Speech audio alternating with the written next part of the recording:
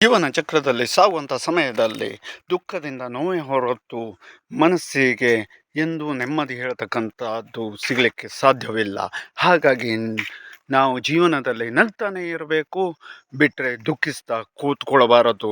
ನಗ್ತಾ ನಗ್ತಾ ನಾವು ಮಾಡಬೇಕಾದಂತಹ ಕೆಲಸ ಕಾರ್ಯಗಳನ್ನು ಸರಿಯಾಗಿ ಮಾಡಿದರೆ ಫಲ ಹೇಳ್ತಕ್ಕಂಥದ್ದು ಶತಸಿದ್ಧ ಅನ್ನುವುದಕ್ಕೆ ಮೊನ್ನೆ ನಡೆದಂತಹ ಒಂದು ಘಟನೆಯೇ ಸಾಕ್ಷಿ.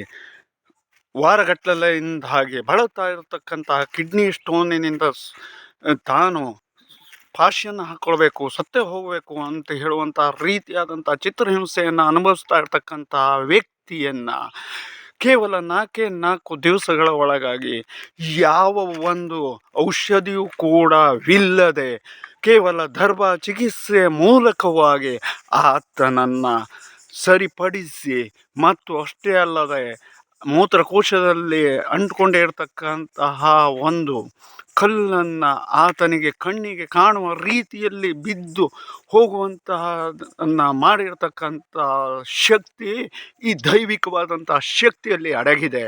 ಹಾಗಾಗಿ ಯಾರು ಚಿಂತಿಸದೆ ದುಃಖಿಸದೆ ಇದ್ದು ಮಾಡಬೇಕಾದದ್ದನ್ನು ಸರಿಯಾಗಿ ಮಾಡಿದರೆ ಯಾವ ಒಂದು ಆಪರೇಷನ್ನು ಇಲ್ಲ, ಏನೂ ಇಲ್ಲದೆ ನಾವು ಆರೋಗ್ಯವನ್ನು ರಕ್ಷಣೆಯನ್ನು ಮಾಡಿಕೊಳ್ಬಹುದು. ಇಂತಹ ಒಂದು ಅದ್ಭುತ ಶಕ್ತಿಯನ್ನು ಕೊಟ್ಟಿರ್ತಕ್ಕಂತಹ ಪರಮಾತ್ಮನಿಗೆ ಕೋಟಿ ಕೋಟಿ ನಮನಗಳನ್ನು ಸಲ್ಲಿಸಬೇಕಾದದ್ದು ನಮ್ಮೆಲ್ಲರ ಹೊಣೆಗಾರಿಕೆ.